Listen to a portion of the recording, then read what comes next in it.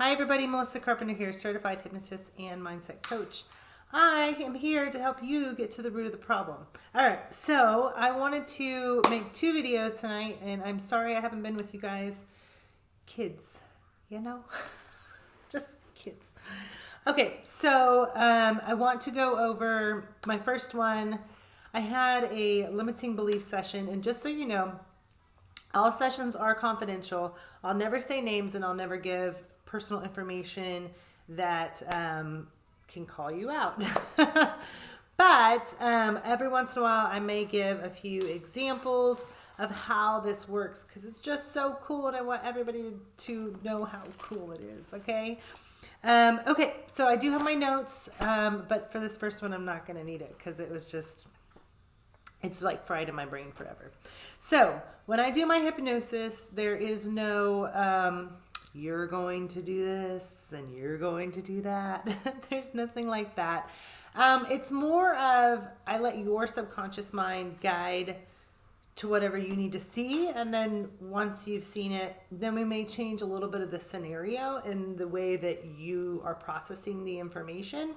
But other than that, it's really just wherever your brain decides to take us. So here's the cool one. They're all cool. Don't get me wrong. But this one was really, really neat. So this was a smoker, and the smoker came in looking for help. And the way I do my hypnosis sessions, I tell everybody it's not a instant fix. It's more of, I connect you with your subconscious, we go through, we figure out stuff, and then over time it takes away whatever the limiting belief is, right? So for her limiting belief, it was smoking. Or him. Him, her, whatever. Okay, so here's what's cool. This person went to the age of where they were 9 years old, and looking at their grandmother, and sitting on their grandmother's lap, and the grandmother was smoking a cigarette, and they wanted to go thump it because it had this we used to call them grainy ashes, but where it's like burns for a really long time and it just needs to ash. So this person saw their grandmother with that and was sitting there wanting to thump it. Grandma, don't have that there, let's thump it off. So I asked this person, I said, okay, so what is it that is drawing you in about that? And it is a she. But she says that her grandmother is just so amazing and so beautiful and so admirable that they were drawn to everything about this person, right?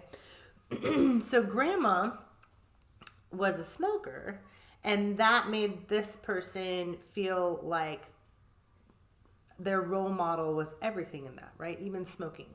Okay, so then we move along. We see that, and how it kind of works, just so you know, is then I find something in there that I can use to bring into this moment in this time, right?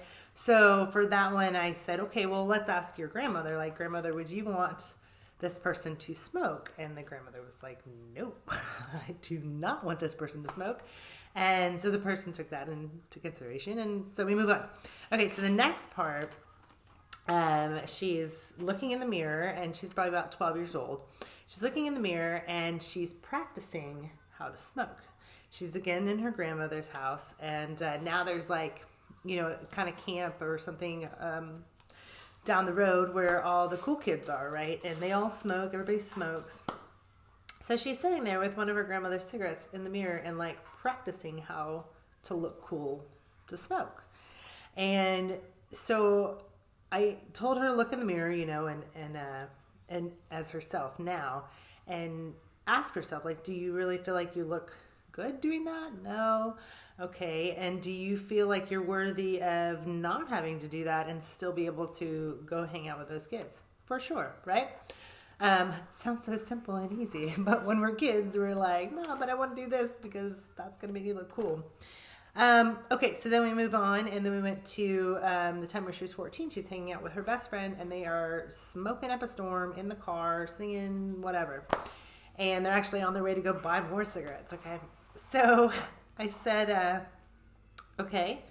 And, you know, do you guys do anything else? Well, sure, but this is really our thing, right? So I had her turn to her friend and I said, you know, tell your friend that she's more than enough and she's worthy enough of being your friend without having to smoke. And in turn, she's going to say the same thing to you.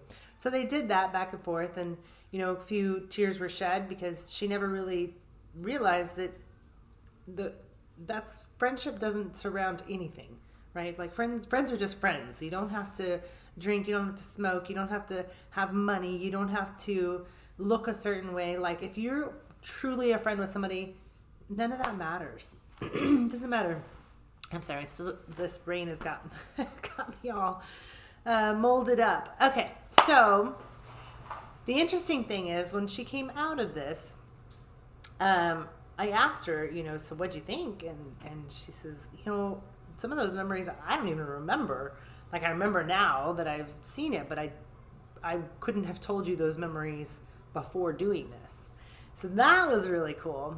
The other really cool thing is how she connected it all together and was like, oh yeah, that makes so much sense of why I did all those things. She says, even now I have friends that, you know, we all smoke together, and that's, I believe that if I quit smoking, like what if I don't ever hang out with those friends again? But in all reality, it won't matter because if they're friends, right? Like you don't have to do that. So that was on the limiting belief hypnosis that I wanted to share with you guys.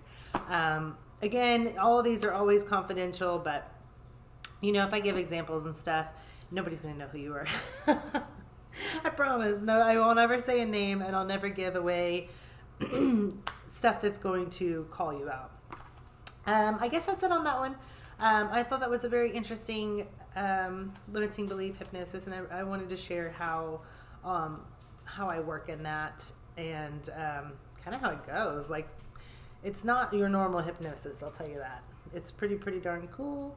Oh, and along with that, you know, she got her little short, kind of like a meditation that's 2 minutes long that she's going to listen to every single time she starts having negative thoughts or starts having urges.